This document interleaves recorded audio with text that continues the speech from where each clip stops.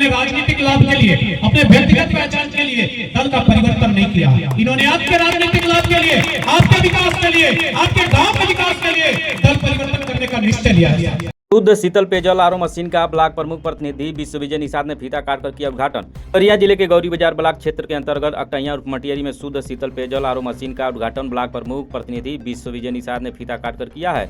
इस अवसर पर ग्राम प्रधान प्रतिनिधि महेंद्र नाथ गुप्ता और उनके सहयोगियों ने विश्व विजय निषाद का फूल मालाओं के साथ जोरदार स्वागत किया है। यह आरओ मशीन स्वच्छ भारत मिशन योजना के तहत स्थापित की गई है।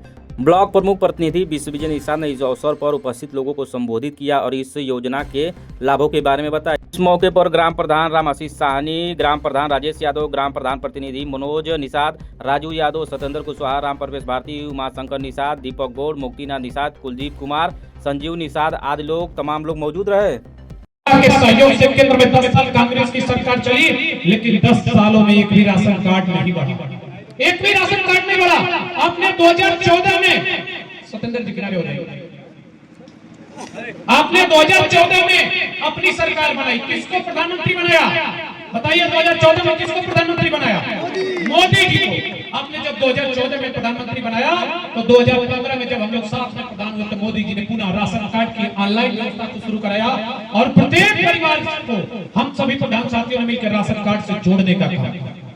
इस विचारधारा और सोच बात को चिंतन करने के बाद व्यक्ति परिवार किसी दल से जुड़ा रहता है तो छोड़ना बहुत आसान नहीं होता, लेकिन किसके लिए?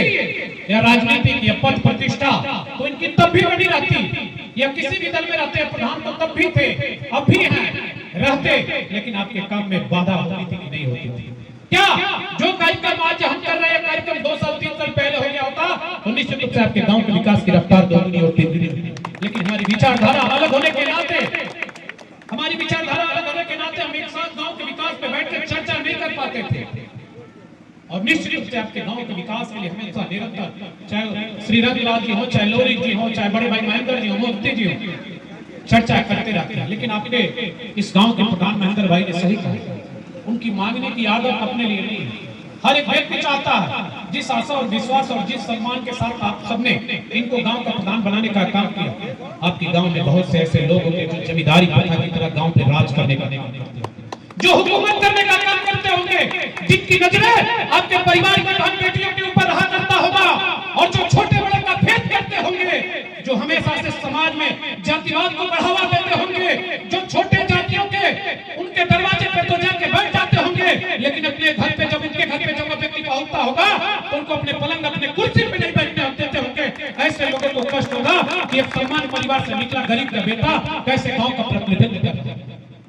ऐसे लोगों की तमतमाहट सामने आएगी, ऐसे लोग झगड़ा भी करना चाहेंगे, ऐसे लोग रोकना भी चाहेंगे कि आपको सम्मान, आपको अधिकार। बड़ा अच्छा लगा, सामाजिक सौहार्द का कार्यक्रम इस मंच से भी आपको देखने को मिला और सामने बैठे लोगों से भी देखने को मिला।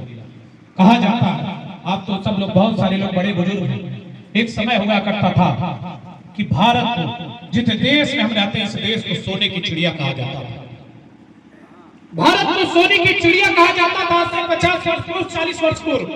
लेकिन भारत में कोई सोने की चिड़िया नहीं उड़ती थी, भारत में कोई सोने का पेड़ नहीं होता था, लेकिन भारत को सोने की चिड़िया कहा जाता था। भारत की संस्कृतियों के नाते, भारत के संस्कार के नाते, भारत में रहने वाले विभिन्न जाति और धर्म के लोग, संप्रदाय, टोला मजरा के लोग भाईचारा की भावना से रहते हैं, इसके नाते भारत को सोने की चिड़िया के रूप में कहा जाता था। लेकिन आप सब ने देखा, बहुत सारे राजनीतिक दलों ने व्यक्तिगत लाभ और शासन सत्ता के लिए समाज को तोड़ने का काम किया।